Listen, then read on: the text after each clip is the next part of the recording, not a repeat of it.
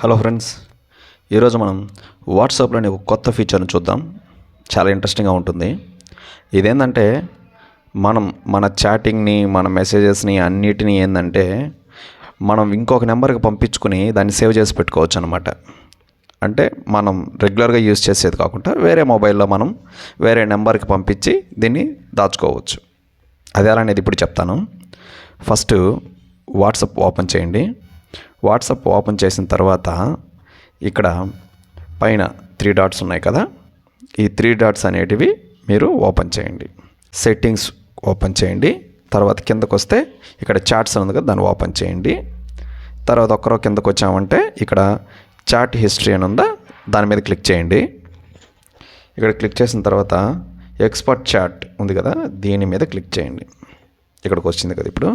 ఇప్పుడు మనం ఇక్కడ ఏ నెంబర్కి అయితే పంపించాలనుకుంటున్నామో ఆ నెంబర్ సెలెక్ట్ చేసుకోండి. ఇక్కడ చూడండి, ఇంక్లూడ్ మీడియా, వితౌట్ మీడియా అంటే మనం ఫొటోస్ అన్నీ కూడా సెండ్ చేసుకోవచ్చు. అది ఎలా అనేది ఇక్కడ సెలెక్ట్ చేసుకోవాలి. ఇలా సెలెక్ట్ చేసుకొని మనం ఏది కావాలో అది సెలెక్ట్ చేసుకున్నామంటే ఆ నెంబర్కి అనేది అది సెండ్ అయిపోతుంది. ఇది ఈ ఫీచర్. ఇంకో ఫీచర్ చెప్తాను. సేమ్ ఇదే సెట్టింగ్స్లో నోటిఫికేషన్ రిలేటెడ్ మనకు ఎవరైనా మెసేజ్ సెండ్ చేసినప్పుడు నోటిఫికేషన్ అనేది వస్తుంది కదా. నోటిఫికేషన్ వచ్చినప్పుడు పైన వాళ్ళు ఏం మెసేజ్ పెట్టారనేది అది కూడా మనకు డిస్ప్లే అయ్యేలాగా కనిపిస్తుంది. అలా కనిపించకుండా ఉండాలంటే ఈ సెట్టింగ్ అనేది డిసేబుల్ చేసుకోవాలి. అది ఎలా అనేది చెప్తాను. ఇదే సెట్టింగ్స్లోనే నోటిఫికేషన్కి వెళ్ళండి. నోటిఫికేషన్ క్లిక్ చేసిన తర్వాత కిందకు చూడండి, ఇక్కడ యూజ్ హై ప్రయారిటీ నోటిఫికేషన్స్ ఇది ఉంది కదా, దాన్ని డిసేబుల్ చేయాలన్నమాట. ఇది ఇండివిజువల్ పర్సన్స్ సెండ్ చేసేటప్పుడు ఇది నోటిఫికేషన్ అనేది చూపించదు.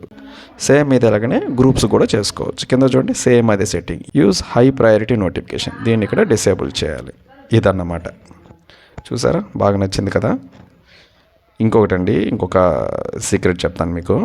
ఇదేంటంటే మన ఫ్రెండ్స్ కానీ మన రిలేటివ్స్ కానీ అందరూ ఇప్పుడు జీబీ వాట్సాప్, ఇలా రకరకాల వాట్సాప్స్ అనేసి వచ్చున్నాయి.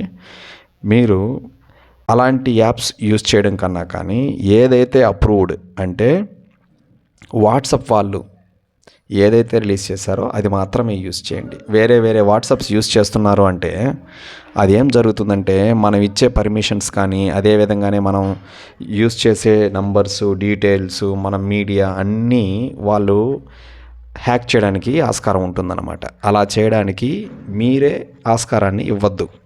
అలాంటి థర్డ్ పార్టీ యాప్స్ని యూజ్ చేయొద్దన్నమాట. ఓకేనా?